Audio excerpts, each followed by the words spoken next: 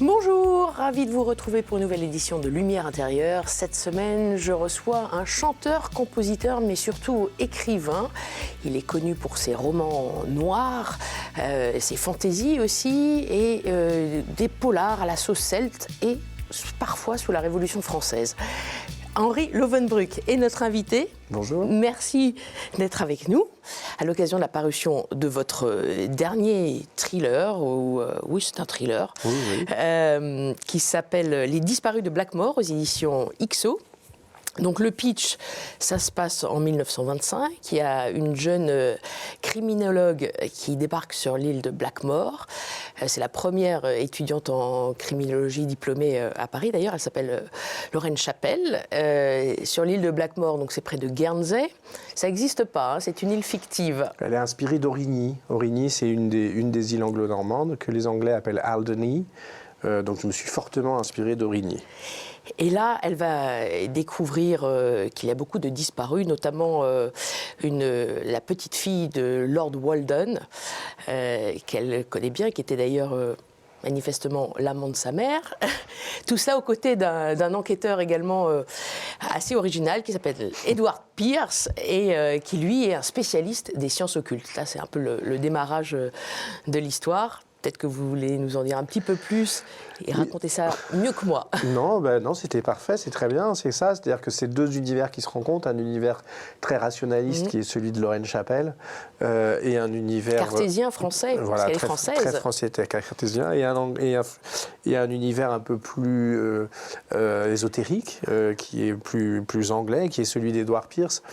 Il y a un peu le côté Mulder et Scully en 1925, ou alors c'est un peu l'univers d'Agatha Christie qui rencontre celui de Lovecraft, qui sont les deux auteurs auxquels j'ai un peu rendu hommage dans ce livre, c'est-à-dire le côté matière grise d'Hercule Poirot et d'Agatha Christie, et le côté mystérieux des enquêteurs de Lovecraft.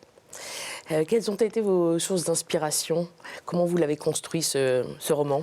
Ça faisait très longtemps que j'avais envie d'avoir mon lieu à moi, un peu à la manière justement de Lovecraft qu'il a fait avec Arkham, ou de Stephen King qui a inventé une ville qui s'appelle Derry. Enfin, il y a beaucoup d'auteurs comme ça qui inventent des villes ou des univers entiers même. L'un des livres qui a marqué mon adolescence, c'était Dune de Frank Herbert, où on est vraiment dans un livre-univers.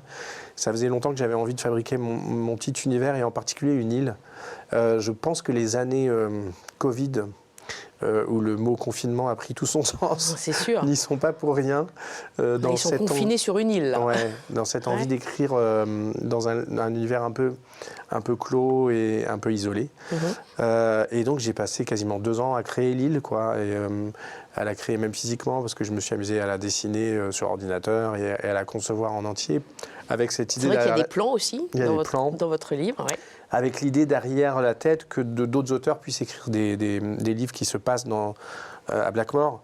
Comme ça s'est beaucoup fait à l'époque de Lovecraft, qui a prêté, on va dire, son univers à plein d'autres auteurs, Clark Ashton Smith, enfin voilà, il y a une bonne dizaine d'auteurs qui ont écrit des nouvelles qui se passaient dans l'univers de Lovecraft, et moi j'aime beaucoup cette idée, qui est une façon de rendre hommage à la littérature populaire. Et vous-même, vous vous êtes isolé sur une île comme ça pour... Alors, pour écrire, non, mais pour préparer, oui. Pour préparer, oui. À Guernsey ou sur une île bretonne, ça aurait pu? Oui, je suis allé à Jersey quelques semaines. Guernsey ou Jersey. Mais pour écrire, non. Alors, je suis papa d'un petit garçon de 2 ans et demi. Donc, le luxe de pouvoir m'isoler longtemps ne m'est plus permis en ce moment. Ça va revenir. Mais voilà, j'ai perdu de nouveau ce luxe que j'avais déjà perdu une fois, parce que j'ai aussi des grands-enfants de 19 et 21 ans. Mais enfin, le jeu en vaut bien la chandelle. Il y a beaucoup d'influences celtes chez vous aussi, et dans ce livre aussi, puisque vous parlez des Ogham, de cette écriture. D'ailleurs, en voyant votre main, je me demande s'il n'y a pas une inspiration, non. Parce que c'est une écriture celte. C'est vrai qu'on pourrait y croire. C'est un peu comme des runes. Ça ressemble à l'alphabet Ogham, c'est vrai, c'est un hasard. En fait, ça, c'est le logo des Orgamonde. Je ne sais pas si vous voyez, c'est les orgues de jazz, c'est mon instrument fétiche. Donc, je me suis tatoué ce symbole, et ça fait bien 10 ans, et Hammond ne m'a toujours pas offert d'orgue, donc je me dis que je leur fais de la publicité gratuite pour rien. Donc C'est rien à voir. l'instrument Mais c'est dont vrai que je ça joue, ressemble un peu, cette verticalité. C'est vrai. Qu'on retrouve dans le livre. Qu'on retrouve dans le livre. Il y a des codes en alphabet à organique. déchiffrer. Ouais. Oui, la culture celtique m'a inspiré plusieurs romans, c'est La Moira et celui-là. J'ai même un projet un jour d'écrire un vrai roman qui raconte vraiment l'épopée celte, mais parce que c'est un petit peu le dénominateur commun de toutes nos civilisations en Europe, quoi. C'est-à-dire quand on connaît mal l'histoire des Celtes, on s'imagine que ça touche que la Bretagne et l'Irlande, mais pas du tout. En réalité, les Celtes ont traversé l'Europe entière, l'Italie, l'Espagne, la France, l'Angleterre, etc. Et ce socle un peu commun de nos cultures européennes, moi, m'intéresse beaucoup. Donc c'est un sujet que j'ai souvent traité. Ah oui, avec un autre mot qui revient, on ne va pas tout dévoiler, mais le mot Dagba, qui veut dire Dieu, bon, en celte. Hein, ouais. Parce qu'il y a les enfants de Dagba, bon, on ne va pas tout révéler, mais c'est le dieu des Celtes, en fait. C'est l'un des dieux des Celtes. C'est l'un des dieux des Celtes. Ils en ont évidemment plusieurs, nombreux, mais c'est l'un des dieux. Alors, on ne peut pas trop en dire, parce que une grosse partie de l'intrigue tourne autour de Dagda, mais oui, en fait, c'est même on va dire le dieu de ce qu'on appelle les Tuatha Dé Danann, qui était le premier peuple celte à avoir franchi, vous savez, dans la mythologie celtique, il y a deux univers qui sont parallèles. Il y a notre univers à nous, qui est l'univers réel, et puis il y a un univers féerique dans lequel sont les dieux. Et le peuple des Tuatha Dé Danann est le premier à être rentré dans notre réalité. Et donc c'est leur dieu. Dagda, c'est le dieu des Tuatha Dé Danann, voilà, qui les guide lors des combats, lors des guerres. C'est des mythologies très guerrières. Les mythologies celtes. Vous êtes nourri de toutes ces légendes, vous lisez beaucoup, vous vous documentez. Comment se construit en fait un roman chez vous? Oui, je me documente énormément. Alors sur celui-là, j'ai eu moins de travail que sur certains précédents. Par exemple, la série des enquêtes de Gabriel Joly, c'est des années de documentation sur la Révolution française. C'est la Révolution française, exactement. Mais ça peut être parfois, effectivement, quasiment le poste qui me demande le plus de temps dans la préparation d'un livre. Hein. C'était le cas dans la série des enquêtes de Gabriel Joly, quoi, où l'essentiel du boulot, c'était de se documenter. Même si on a tous étudié la Révolution française à l'école, on l'a étudiée, on l'a survolée, quoi. Donc, oui, c'est sûr, c'est pas la même pouvoir chose. Raconter sur 100 pages la prise de la Bastille, on est obligé de lire beaucoup de livres. Est-ce qu'il y a un mot que j'ai le droit de dévoiler ou pas? Bon, on raconte pas l'intrigue, mais le mot croatoan, qui est quand même un mot, quand on le recherche, qui est pas anodin, puisque c'est le nom de la première colonie anglaise disparue, qu'on n'a jamais vraiment retrouvée, et qui apparaît dans ce livre, mais pas vraiment en lien. Enfin. C'est une histoire qui est étonnante. Alors, Croatoan, c'est pas le nom de la colonie. La colonie, c'est Roanoke. Mais Croatoan, c'est un nom qui a été découvert sur un arbre. Voilà. Que les colons, avant de disparaître, ont gravé sur un arbre, comme pour laisser un message aux personnes qui tomberaient sur cette colonie. L'histoire, en fait, raconte que lors de la colonisation de l'Amérique, un colon retourne en Angleterre chercher des vivres pendant 2 mois, et quand il revient, la ville dans laquelle il a installé les autres colons, tout le monde a disparu. Et on n'a jamais su. En réalité, je vais vous apprendre quelque chose. Oui. Au moment où j'ai commencé le livre, c'était vrai. Et au moment où j'ai fini le livre, il y a des archéologues qui ont enfin retrouvé la trace de la colonie de Roanoke. Donc c'est très très drôle.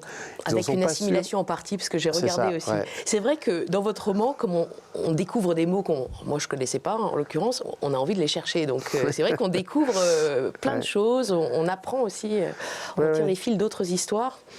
Et bon, alors maintenant, a priori, ils se sont incorporés aux tribus indiennes locales.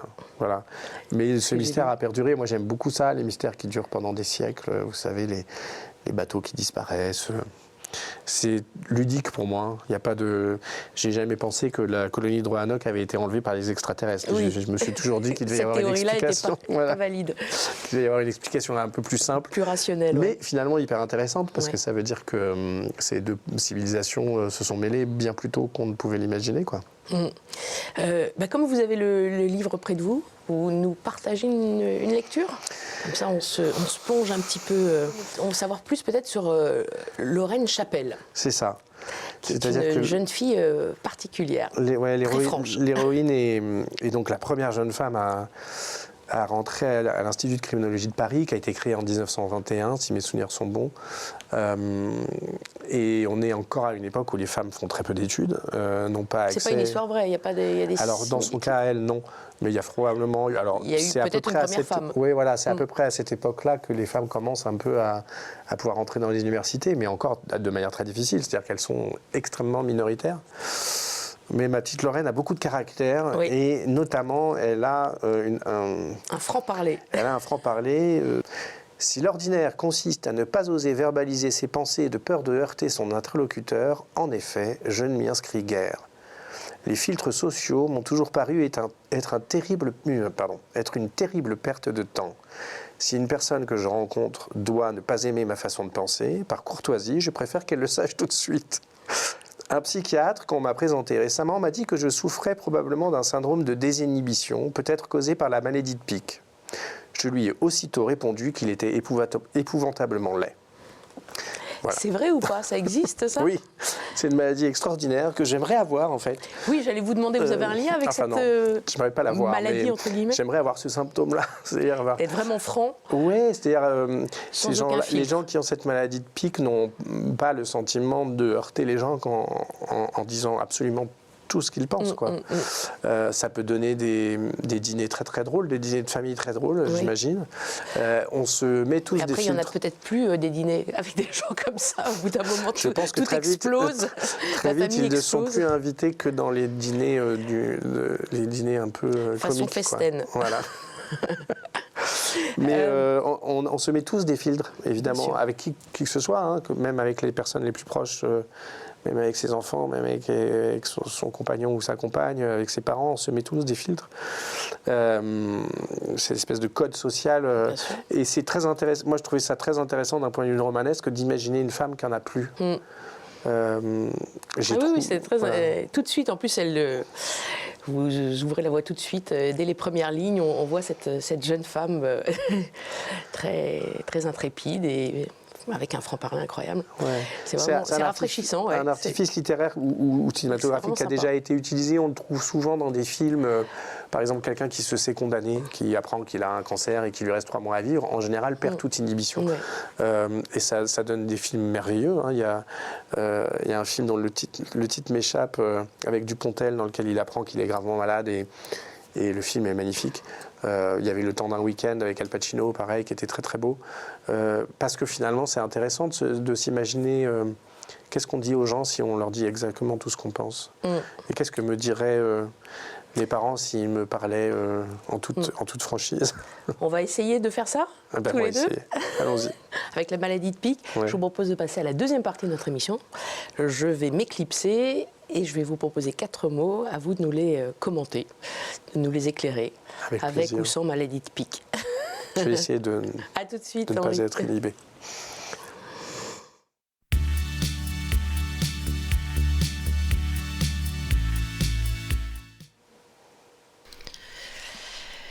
Rebonjour Henri, est-ce que vous êtes bien? Je suis très bien. Entre-temps, on m'a soufflé le nom du film que vous cherchiez. 2 jours à tuer. Voilà. Voilà. Ce qui fait écho à un de vos derniers livres aussi d'ailleurs.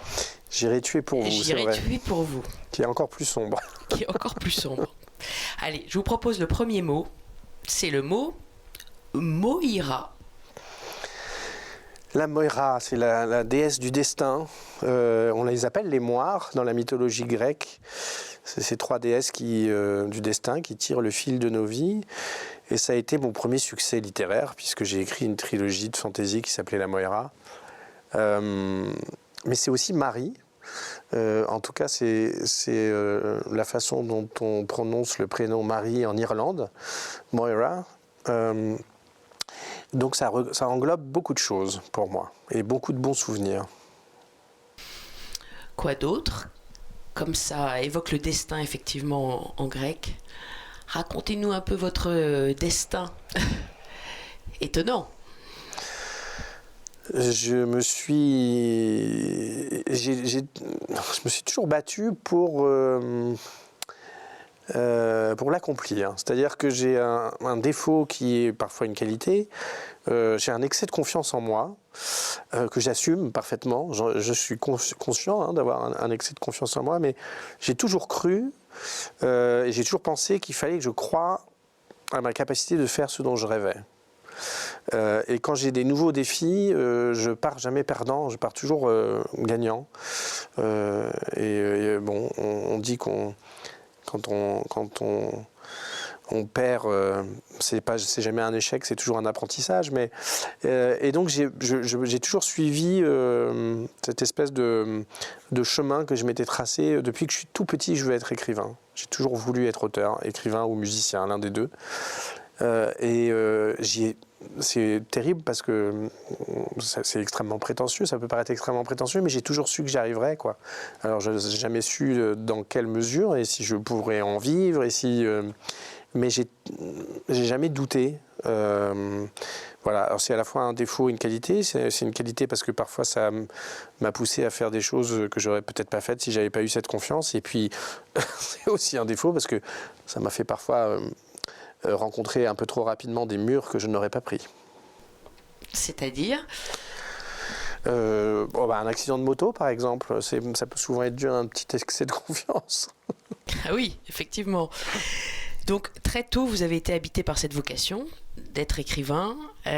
Vous avez aussi fait des études puisque vous avez fait Hippocagne, Cagne. Vous avez tenté Normal Sup. Bon, ça n'a pas marché, une fois, deux fois. Et finalement, vous êtes parti faire de l'anglais, c'est ça ? Absolument. En fait, ce qui est amusant, c'est qu'à l'époque où je suis rentré en Hippocagne, quand mon entourage me demandait pourquoi, j'étais encore un peu jeune et naïf, je leur disais que mon rêve, c'était de devenir préfacier. Je ne savais pas si ça existait comme métier. Et j'imaginais qu'il y avait des gens dont le métier, c'était d'écrire des préfaces. Et je trouvais que c'était un métier qui me plaisait bien. J'avais très envie d'écrire plein de préfaces pour plein de livres. Bon, j'ai découvert plus tard qu'en réalité, non, ce n'est pas un métier. Mais je suis rentré en Hippocagne avec cette idée derrière la tête. Et je n'ai commencé à croire à ce chemin de l'écriture qu'un peu plus tard, même si c'était déjà une vocation. Vous écriviez pas à l'époque ? Si, j'écris depuis que je suis tout petit. Toujours. J'ai écrit avant même d'être lecteur, c'est-à-dire avant de découvrir la passion et le plaisir de la lecture compulsive, j'écrivais déjà. Il faut savoir que dans ma famille, il y a quand même un héritage littéraire. J'avais un grand-oncle, Pierre Levenbruck, qui était un auteur très prolifique de la première moitié du XXe siècle, qui a écrit plus d'une centaine de romans. Donc il y a toujours eu un environnement littéraire chez moi et peut-être sans doute même une espèce de fantasme de ma part quand j'étais gamin sur le métier d'écrivain. Et je pense que je suis devenu écrivain avant d'être lecteur, quoi. C'est-à-dire mon loisir, c'était d'écrire des histoires qui n'étaient pas toujours très adaptées à mon âge. C'est-à-dire que c'était souvent des histoires un peu effrayantes et sanglantes qui faisaient très peur à ma maman. Quand elle les découvrait dans ma chambre, elle se disait « Mon Dieu, mais quel monstre, à quel monstre ai-je donné naissance ?» Maintenant, elle est plus rassurée en lisant mes livres. Mais oui, ça a toujours été là, toujours été présent. Votre littérature était composée de Stephen King, entre autres. Il y avait John Kennedy Toole. J'ai lu aussi Umberto Eco, forcément, j'allais dire, mais aussi Simone de Beauvoir. J'ai lu tout ça sur votre site internet, c'est ça. Et bien sûr, Romain Gary. Ouais, j'ai un rapport à la littérature qui est un peu le même qu'à la musique, c'est-à-dire des goûts assez éclectiques, on va dire. Je suis capable, dans la même journée, d'écouter du jazz, du Brassens et du rock très bruyant. Et je suis capable d'emmener en vacances un bouquin de Jules Verne, de Stephen King et de Romain Gary. Et de Dostoïevski. Enfin voilà, donc j'ai des goûts assez éclectiques, c'est-à-dire qu'en réalité, je pense que pour moi, ce qui me marque dans les romans, c'est les personnages. C'est rarement autre chose. Et je pars avec des compagnons de route. Et les compagnons de route que me proposent Romain Gary ou Stephen King sont ceux que je préfère pour voyager. Alors on va parler d'un autre compagnon de route, un ancêtre dont vous venez de nous parler, puisque mon deuxième mot, c'est Pierre, justement. Et c'est vrai que je faisais allusion à votre grand-oncle. Oui, c'est la figure, le vilain petit canard de la famille Leeuwenbruck. Auquel vous rendez hommage d'ailleurs dans votre livre, hein, Les disparus de Blackmore, à la fin. Oui, absolument. J'ai écrit une postface en hommage à l'oncle Pierre, qui est décédé quelques semaines après ma naissance. Donc je ne l'ai jamais vraiment connu, mais il a toujours été très présent dans ma vie parce que mon papa m'en parlait énormément. Je pense que mon père, il a joué un peu un rôle un peu de père de substitution avec mon propre père, même si c'était son oncle, ou en tout cas d'oncle très très présent. Il était consul de France, c'était un grand diplomate, ça a été un immense résistant qui a été décoré par le général de Gaulle, etc. Franc-maçon, amoureux des animaux. Voilà, mais qui a eu... et 100 livres à son actif, voilà, une centaine. C'est ça, qui a eu une carrière littéraire un peu secrète, un peu honteuse, parce que quand on est consul de France, on n'écrit normalement pas des romans populaires ou même des romans à l'eau de rose, parce qu'il a même écrit des romans à l'eau de rose. Et en fait, il en a fait 100.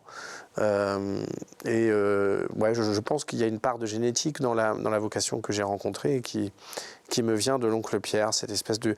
Vous savez, c'était un personnage un peu comme Kessel, comme Gary, on parlait de Romain Gary, ces types qui ont été capables d'avoir à la fois une vie d'aventure incroyable en tant que résistant, en tant que pilote, une vie mondaine de diplomate, et une œuvre littéraire incroyable. Donc, je sais qu'il était ami avec Macorlan, avec Kessel, justement. Alors, pas avec Gary, j'aurais bien aimé, mais voilà.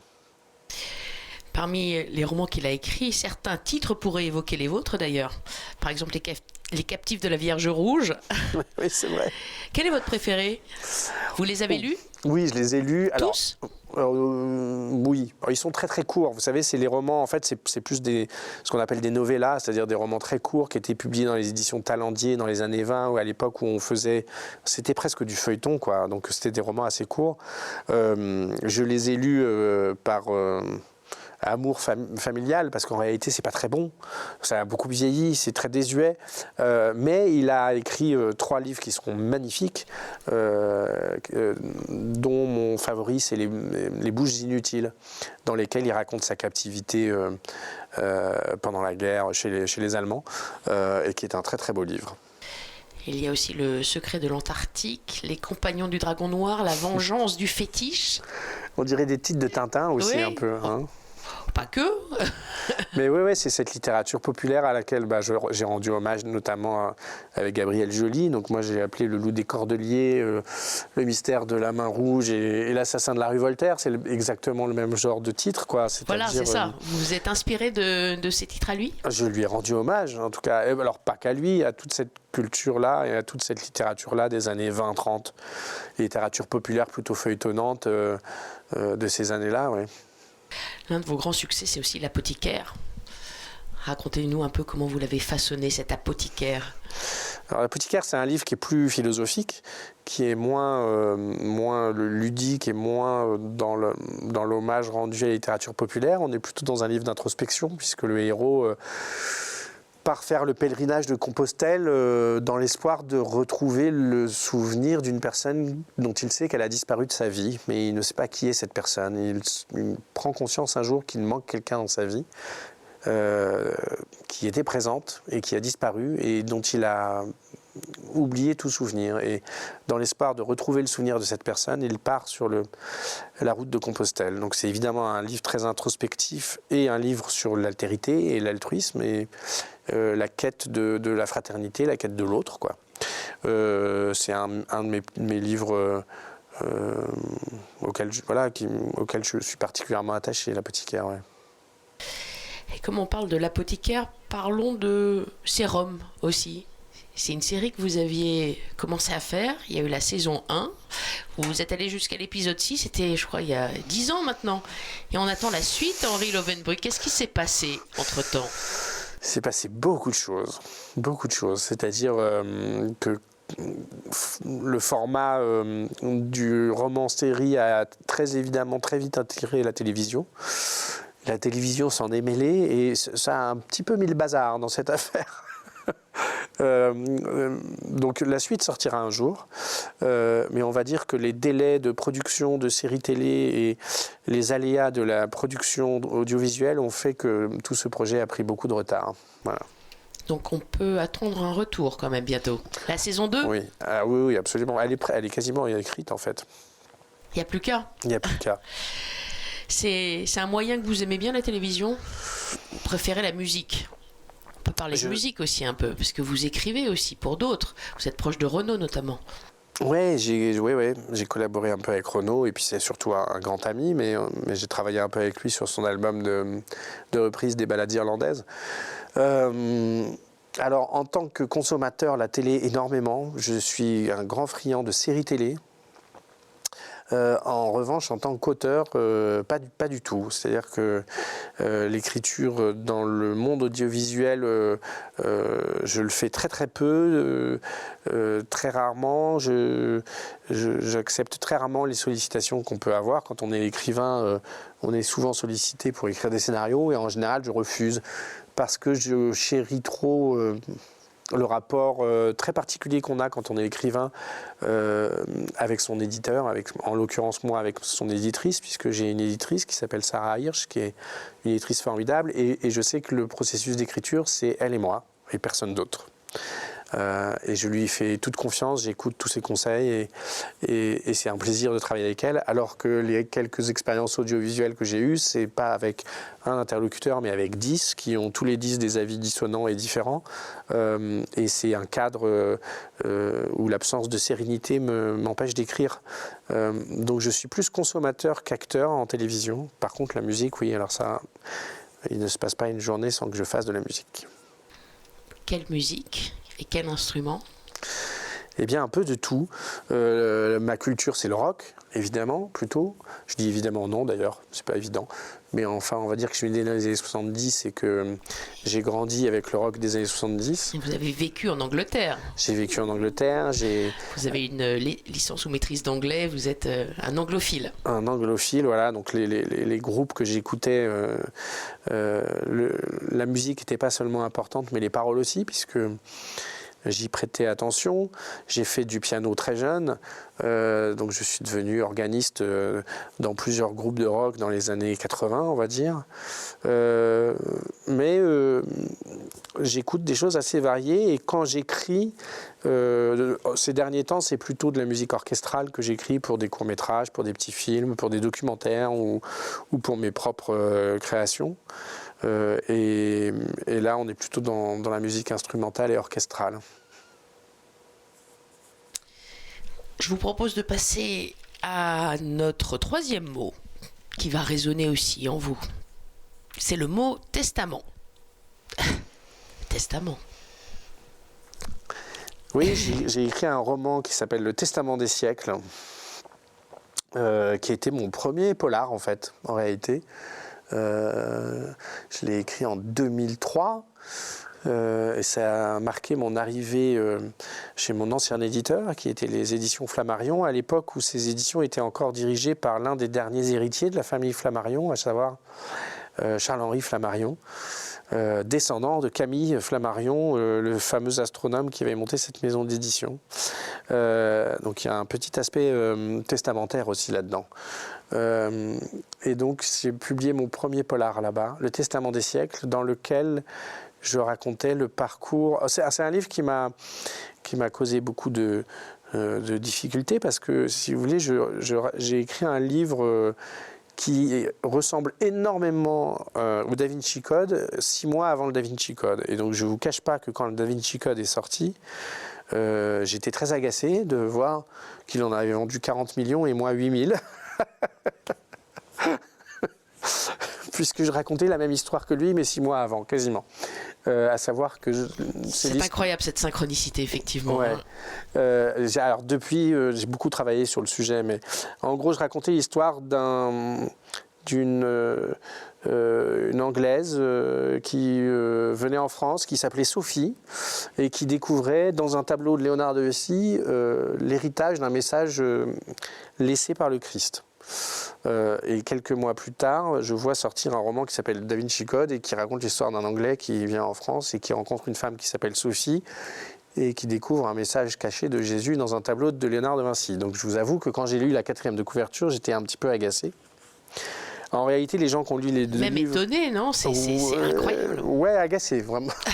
Bon, oui. C'est-à-dire que c'était l'époque où on commençait à enregistrer nos romans dans des nuages, des clouds. Et j'ai même eu un doute. Je me suis dit, mais ça se trouve, il m'a juste piqué mon livre. Oui, c'est ça, oui. Un doute. Après, les gens qui ont lu les 2 livres me disent, non, en réalité, quand on résume les livres, ils ont l'air d'être exactement pareils, mais en réalité, quand on les lit, ils ne le sont pas. Et surtout, je suis revenu à cette bonne vieille théorie de la synchronicité, par exemple, de l'invention du feu, quoi. Le feu a été inventé au même moment, simultanément, à plusieurs endroits sur la planète. Et il est tout à fait normal que régulièrement, des gens aient absolument la même idée de roman sans s'être consultés ni s'être copiés l'un l'autre. Mais je vous avoue que ça a été un petit coup dur. Ce Testament des siècles, même si il a fini par avoir sa belle vie et que ça reste le roman qui m'a fait rentrer dans le polar, mais c'était un moment particulier. En fait, ce qui est très drôle, c'est que je l'ai découvert en allant à Londres. 6 mois après la sortie du Testament des siècles, je vais à Londres et je vois des piles de livres dans toutes les librairies avec marqué Da Vinci Code. Et je me dis, waouh, ça aurait fait un super titre pour mon livre. Et c'est là que j'ai découvert l'histoire en retournant la 4e de couverture. Aïe, aïe, aïe. Quel est votre livre préféré? Votre propre livre? Ah, dans les miens? Oui. Oh, Nous rêvions juste de liberté. Vous avez vu, j'hésite pas longtemps. C'est un... Alors, on a le droit avec les livres. Hein. Avec les enfants, on n'a pas le droit. Les enfants, on doit tous les aimer pareil. Mais avec les livres, on a le droit d'avoir un petit chouchou. Et voilà, moi j'en ai un.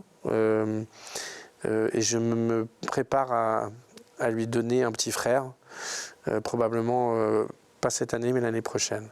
Voilà, c'est un livre qui est très personnel, qui raconte un peu, qui compresse sur 2 années, 10 années de ma propre vie et surtout de mes grandes histoires d'amitié et mes grandes déceptions, mes grandes joies, mes histoires d'amour, enfin voilà, quelque chose de très universel, c'est-à-dire cette époque assez riche qui est la fin de l'adolescence, le passage à l'âge adulte, qu'on a tous vécu, on a tous eu des très belles histoires d'amour, on a tous été persuadés d'avoir le meilleur ami du monde et que personne ne pouvait comprendre notre histoire d'amitié tellement la nôtre était forte. On a tous eu un premier amour déçu, donc il y a quelque chose de très universel, mais que je raconte à travers... le regard d'un gamin un peu paumé, qui est bohème et qui a un petit clin d'œil au Momo de La vie devant soi de Romain Gary. C'est un roman dans lequel je me suis beaucoup livré, qui est très personnel et qui est donc mon petit chouchou. Nous rêvions juste de liberté, aux éditions Flammarion, là aussi, c'est en 2015. La suite, on a un titre? Non, ne dévoilez pas. Ça va s'appeler « Et nous voulions tuer Goliath ». Ah, et nous voulions tuer Goliath. Merci pour ce partage. C'est du scoop, hein, vous êtes la première à qui je le dis. Oui, merci beaucoup justement. Bon, à suivre. Comme c'est le mot testament et qu'on parle justement de livres plus personnels, comme nous rêvions juste des libertés, votre testament, vous ne l'avez pas encore écrit. J'en ai pas, mais j'en écrirai jamais, je pense. J'ai toujours dit à mes enfants que ce que j'avais à leur donner, je les donnerais de mon vivant. Je leur donne tout de mon vivant. Donc je n'ai pas de testament. Je ne crois pas trop à l'héritage. C'est quelque chose... et moi, je suis très en faveur de l'impôt sur l'héritage. Je vais me faire des ennemis, mais je trouve ça très bien, moi, qu'on redistribue au plus grand nombre ce que quelqu'un laisse derrière lui au moment de sa mort. Je pense qu'à ses enfants, il faut leur donner de son vivant. Et après, il faut que ça parte pour l'humanité entière, que tout soit redistribué. Ça évite en plus que le pouvoir et l'argent restent aux mains des mêmes personnes pendant des générations et des générations, ce qui est un peu notre cas en Europe. Ça fait à peu près 300 ans que ce sont les mêmes familles qui accaparent les grandes fortunes. Donc non, moi je suis plutôt quelqu'un qui pense qu'au moment de sa mort, on doit tout laisser à tout le monde. Il y a une phrase qui est un peu une phrase guide dans ma vie, qui m'a été dite il y a une dizaine d'années et qui m'a tellement marqué que je la répète à peu près partout, qui est « tout ce qui n'est pas donné est perdu ». Et j'ai tendance à me fier à l'intelligence de cette phrase, c'est-à-dire je pense qu'il faut tout donner de son vivant, sinon ça sera perdu. Je crois que ça vient de la Cité de la Joie. C'est possible ? C'est possible. Allez, poursuivons. Quatrième et dernier mot, le mot montre. Oui, j'ai une espèce d'obsession pour les montres. Alors c'est très étonnant parce que vous voyez, j'ai une obsession pour les montres et je n'en porte quasiment jamais.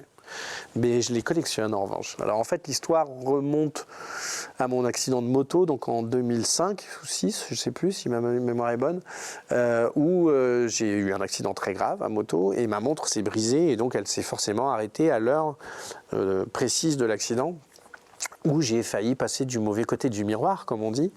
Et quand je suis arrivé à l'hôpital, les infirmiers, avant de scanner mon corps en tout entier, pour voir ce qu'il en restait, m'ont enlevé la montre, on dit on la jette, elle est cassée. Je leur ai, avec le peu de conscience qui me restait, la bouche en sang et des dents en moins, je leur ai dit non, la jetez pas. Je veux la garder parce qu'elle est... Et j'ai toujours cette montre aujourd'hui qui est toujours arrêtée à l'heure de mon accident parce que évidemment elle est... Quelle heure ? Il était 11h45 du matin. Et elle symbolise un peu ce moment où j'ai échappé à la mort. En fait, elle est morte à ma place. Elle a eu l'élégance de mourir pour moi. Et depuis, j'ai une espèce de fascination pour les montres, et particulièrement les montres cassées, que je collectionne.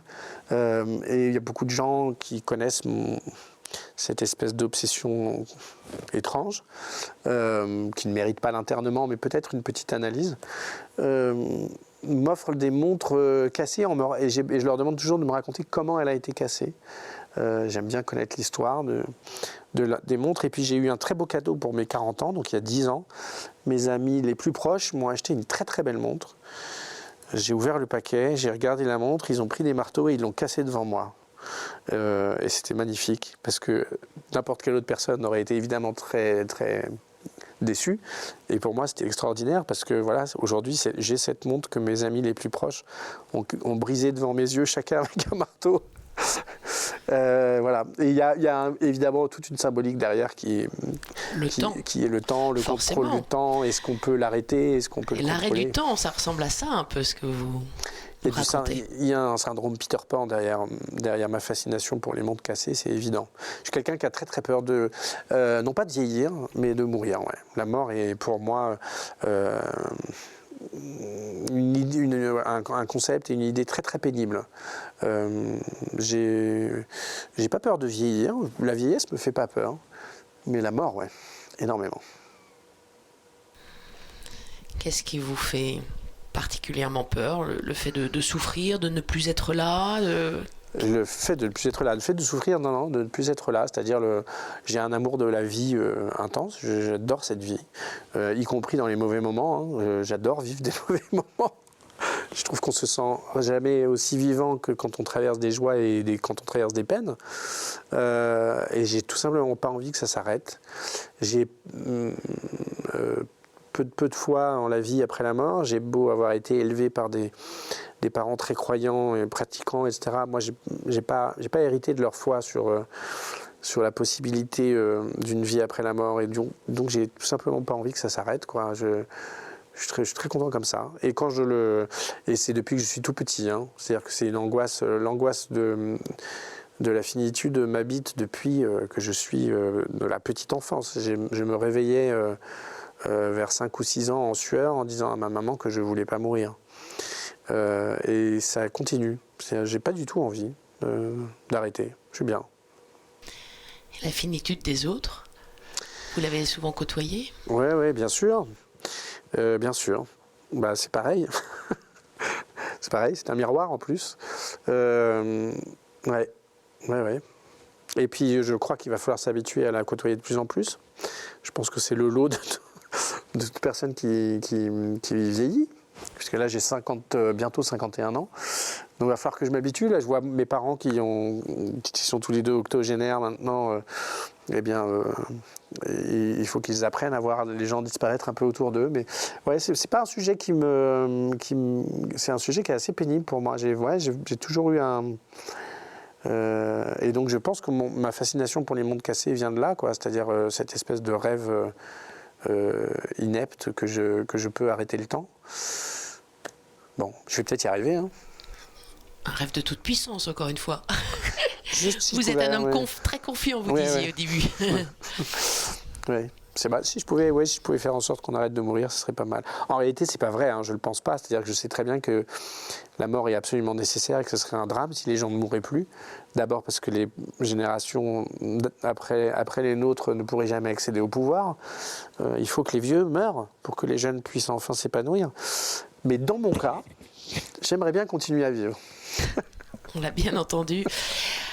Alors vous l'évoquez un petit peu, vous avez une éducation catholique à la base.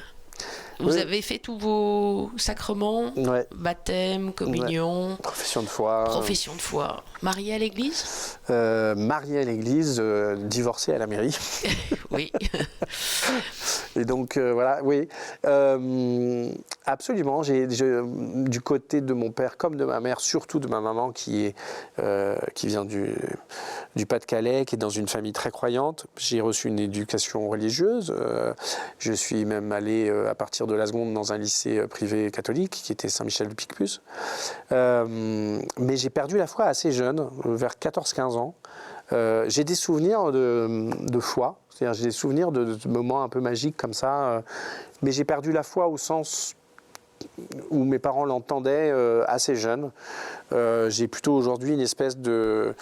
Est-ce qu'il y a eu un événement qui vous a fait perdre cette foi ? Non. J'ai peur de blesser en disant la raison. Mais non, c'est-à-dire que mon cerveau a fini par se dire non, mais en fait non, tout ce à quoi tu crois là, c'est pas la bonne explication. Alors en revanche, je suis pas athée, c'est-à-dire que je suis plutôt agnostique, quoi. C'est-à-dire je suis plutôt un perpétuel chercheur en quête perpétuelle de spiritualité et d'explication. Y a rien qui me fait plus... En fait, il n'y a rien qui me fait plus peur que les gens qui ont des réponses. Et moi, j'aime bien ne pas en avoir. Donc j'ai très peur aussi bien de l'intégrisme religieux, c'est-à-dire de cette certitude d'avoir une réponse et du coup ce prosélytisme qui consiste à vouloir convaincre tout le monde que sa réponse est la bonne et qui conduit souvent à la guerre. Et aussi bien la personne athée, absolument athée, qui dit « je sais qu'il n'y a rien », me paraît à peu près aussi dangereuse. Je pense qu'il n'y a rien de... En tout cas, moi, mon attitude consiste à chercher. En plus, c'est pratique. Il y a un côté initiatique là-dedans qui me plaît. J'écoute. Et voilà, j'ai la chance d'avoir été élevé par des gens très croyants avec une foi assez magnifique. La foi de ma maman est extraordinaire. Parfois, il m'arrive de l'envier encore aujourd'hui, de me dire, voilà, j'envie la foi qu'elle a. Et en tout cas, elle a un rapport à la religion et à la foi que je trouve très très sain, avec une vraie cohérence dans son quotidien. C'est-à-dire... vous savez, l'expression se comporter en bonne catholique, mais à un moment, elle le fait vraiment, quoi. C'est-à-dire qu'elle a 80 ans maintenant et elle continue d'aller bénévolement s'occuper des gens dans sa paroisse, par exemple de sans-papiers immigrés en ce moment pour leur apprendre à parler français, pour leur apprendre à faire des démarches administratives pour demander des papiers, etc. À 80 balais, chapeau. Et je pense que c'est sa foi qui la pousse à faire ça. Donc j'ai beaucoup de respect pour ça. Mais en ce qui me concerne, je l'ai perdu assez jeune, tout en étant quelqu'un qui est en quête perpétuelle de spiritualité. Donc j'ai suivi beaucoup de chemins et lu beaucoup de choses et j'ai les oreilles grandes ouvertes. Et sur quel chemin êtes-vous aujourd'hui ? Aujourd'hui, je suis sur le chemin d'un jeune papa. Qui est redevenu jeune papa, et c'est-à-dire que je pense qu'il y a quelque chose là-dedans qui est en train qui se passe, c'est-à-dire que on parlait tout à l'heure de testament, mais je pense qu'en réalité, si je devais survivre, c'est probablement à travers mes enfants, quoi. Et qu'il y a quelque chose de magique là-dedans. Quand on parlait, en début d'émission, vous me parliez de mon grand-oncle, l'oncle Pierre, et puis là, je vous parle de mon petit garçon de 2 ans et demi.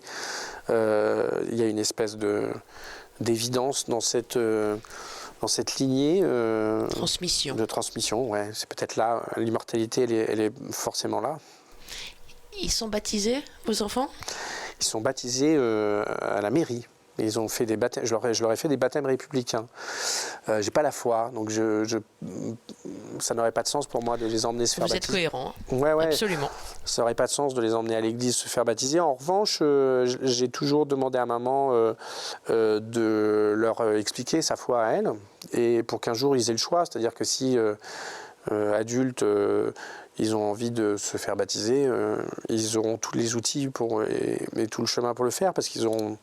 Voilà, ma mère les emmène de temps en temps, les a emmenés de temps en temps à l'église, leur a souvent parlé de religion, etc. Moi, c'est très drôle, j'ai vécu un truc marrant avec ma fille aînée qui a aujourd'hui 22 ans, mais un jour elle avait 6 ou 7 ans, et elle vient me voir dans le salon, et elle me regarde avec un petit air de défi, elle me dit, mais papa, toi tu crois pas en Dieu? Je lui ai dit, ben non. Et elle croise les bras et dit, eh ben moi, j'y crois. Et j'ai trouvé ça génial. Ça a été un des plus beaux moments dans mon rapport à ma fille, parce que je dis, ça y est, elle a son propre entendement. Et donc c'était mignon, quoi, parce que voilà, la liberté de penser, c'est ce qu'il y a de plus cher pour moi. Que mes enfants croient ou croient pas, c'est leur choix. Voilà. Donc non, je les ai pas baptisés. En revanche, j'ai fait des baptêmes républicains parce que je pense que c'est symbole. Autant j'ai perdu la foi, autant j'ai une vraie foi dans la République, et que j'ai très envie de transmettre ces valeurs-là à mes gamins, c'est-à-dire leur montrer à quel point le contrat social est important et à quel point être un acteur de la République dans laquelle on vit est important. Donc j'espère que ça fait sens pour eux.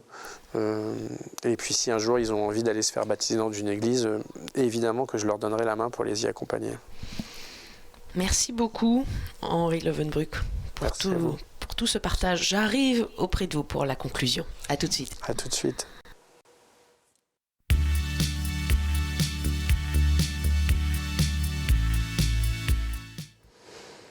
Alors Henri, je suis de nouveau en face de vous. Comment avez-vous vécu cette expérience? Surtout quand je suis partie, forcément. C'est une expérience que je connais un peu. Oui. J'ai passé beaucoup de temps dans des cabinets de réflexion dans mon existence.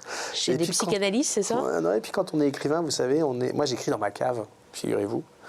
Alors c'est une cave semi-enterrée, j'ai une petite lucarne qui donne sur le jardin, mais j'ai l'habitude d'être enfermé, tout seul, face à un écran, toute la journée, parfois même toute la nuit, plus souvent toute la nuit que toute la journée d'ailleurs. Oui, il faut travailler la nuit surtout. Ouais. Et puis vous savez, l'écriture c'est un métier très très solitaire. Hein. C'est un métier dans lequel on est un peu dans la situation dans laquelle j'étais tout à l'heure, quasiment quotidiennement. Donc pas trop surpris. Est-ce qu'il y a un mot qui vous a plus marqué que les autres parmi les 4 proposés? On avait Montre, Testament, Moïra. Et Pierre, l'oncle Pierre, on aurait pu parler. C'est sans doute Pierre, oui, parce que Pierre, d'abord j'aime les pierres. C'est un mot qui est important chez vous aussi. Et sur cette pierre, je bâtirai mon église. Et puis cet héritage de mon grand-oncle, c'est quelque chose qui me travaille plus aujourd'hui qu'il y a quelques années, sans doute parce que je grandis, pour pas dire vieillis, je vieillis, mais j'y vois quelque chose de sympa, c'est-à-dire j'ai l'impression de maintenir une flamme, et voilà, j'espère que quelqu'un d'autre la maintiendra derrière, mais... Vos fils ou votre fille écrit? Mes enfants sont tous les deux de grands lecteurs, et tous les deux un peu artistes, mais je ne pense pas qu'ils écriront. Il ne faut jamais dire jamais, hein, mais en tout cas, ce n'est pas le chemin qu'ils prennent pour l'instant. Même si, à sa manière, mon fils, qui est plutôt un grand passionné d'informatique, mais d'un point de vue très créatif, c'est une forme d'écriture, parce que c'est un codeur. C'est un vrai codeur, mais un codeur... il n'est pas très loin de la R&D, de la recherche. Donc c'est un gamin qui est... C'est amusant, lui il est sur le codage et vous êtes sur les codes aussi quand même dans vos livres. Ouais. C'est drôle. Ouais. C'est code. Ouais, c'est sûr. Bon, pas le Da Vinci Code, faut pas dire ça. Tabou. Non, mais donc il a à sa façon il écrit, et puis ma fille, qui a de grandes chances qu'elle finisse dans un métier artistique. Bon, elle est en train de terminer une grande école de commerce là, mais je pense pas qu'elle ira dans les carrières auxquelles on les prépare vraiment, je pense qu'elle aura plus envie d'aller vers quelque chose de plus artistique. Elle a souvent dit qu'elle aurait peut-être envie de travailler dans la musique ou ce genre de choses, donc je sais pas, on verra. Un peu comme vous aussi. Ouais. Fibre artistique de papa qui revient, qui a été transmise. Pas de papa, toute la famille, quoi. Toute Mes la famille, mes oui, parents parce sont qu'on l'entend avec artistes, votre mes sœurs, oncle notamment. Votre oncle. bon, il y a beaucoup, on a toujours favorisé, enfin, je sais pas, on a toujours vécu dans cet environnement-là. Papa était ami avec Brassens et ça nous a beaucoup marqué quand on était gamin, je pense. La présence de cet art. C'était amusant d'ailleurs parce que c'était un type qui ressemblait pas beaucoup à mon père. Papa aimait énormément Brassens. Et voilà, j'ai vu pleurer mon père une seule fois, c'est à la mort de Brassens. Vous le connaissiez? C'est ouais, un ami de la famille? Ouais. D'accord. Alors moi, j'ai des souvenirs, j'étais tout petit, hein, donc j'ai pas des souvenirs très précis, mais il est venu à la maison, il y a plusieurs anecdotes amusantes, mais ce qui est étonnant, c'est que philosophiquement, mon père est pas si proche que ça de Brassens. J'ai un papa bien plus conservateur que ne l'était Brassens. Mais ce qui est amusant, c'est que mon père, malgré tout, m'a du coup offert une éducation complémentaire à la sienne, en me laissant m'épanouir dans la musique de Brassens et les textes de Brassens, quoi. Et la présence très importante de Brassens dans notre vie à tous a fait qu'on a toujours baigné dans les mots, la parole, l'écriture, la musique. Voilà, mes deux sœurs sont aussi des artistes ouais. Et vous aussi, écrivain. Et je vous conseille de lire le dernier roman d'Henri Lovenbruck. Pont du Lion, d'ailleurs, ça veut dire, non? Des lions. Des lions. Le pont des lions. Les disparus de Blackmore, c'est trépidant, c'est, comme c'est écrit, palpitant et mystérieux. Voilà, je vous engage de le lire aux éditions XO. Merci beaucoup, Henri Lovenbruck. Merci à vous derrière vos écrans. Comme d'habitude, vous pouvez revoir cette émission sur kto-tv.com. C'est le replay. Bonne semaine, à bientôt.